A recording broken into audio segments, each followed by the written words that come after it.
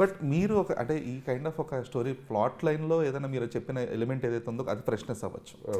But ఏదైతే ఒక థీమాటిక్గా తీసుకుంటారో లేదంటే ఏదైతే క్యారెక్టర్స్తో తీసుకుంటారో అది మనం తరతరాలుగా చూస్తున్న సినిమాలే. ఒక 80s నుంచి 90s నుంచి కూడా ఇద్దరు అమ్మాయిలు మధ్యలో ఒక అబ్బాయి, ఇద్దరు గర్ల్ ఫ్రెండ్ అవ్వచ్చు, లేదంటే వైఫ్ అవ్వచ్చు, లేదంటే ఫ్లింగ్ అవ్వచ్చు, వాట్ ఆర్ ద థింగ్స్.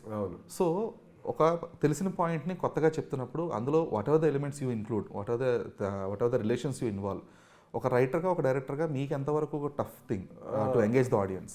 లేదు, అదే మీరు అన్నది పాయింట్. ఎన్నో కథలు ఇలా ఇద్దరు అమ్మాయిల మధ్యలో వచ్చి ఉండొచ్చు, కానీ అదే అందులో ఉండే ఆ కాన్ఫ్లిక్ట్ పాయింట్ దాన్ని డిఫర్ చేస్తుంది వేరే సినిమాల నుంచి.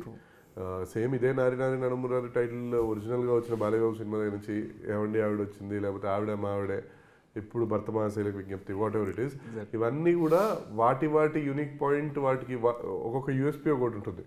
దీనిలో కూడా అలాంటిది ఒక పాయింట్ ఉంది. అది ఇంతకుముందు రాలేదు ఖచ్చితంగా. ఆ రాలేదు అన్న నమ్మకంతోనే ఒక నిర్మాత డబ్బులు పెడతాడు, లేకపోతే అరే ఇది వచ్చింది కదరా అని చెప్పి పెట్టడు కదా. అండ్ అదే నమ్మకంతో ఇప్పుడు నరేష్ గారు లాంటి ఆర్టిస్ట్ దగ్గరికి వెళ్ళి, నేను అంత పెద్ద సీనియర్ ఆయన 100 సినిమాలు హీరోగా, ఇప్పుడు 300 సినిమాల క్యారెక్టర్ ఆర్టిస్ట్గా ఆయన సినిమాలు చేస్తే 400 సినిమాలు ఆయన చేశారంటే, ఆయన దగ్గరికి వెళ్ళి నేను ఈ కథ చెప్తే మరి బాబు ఇది నేను ఎక్కడో దగ్గర చేశాను అని అయితే అంటారు కదా.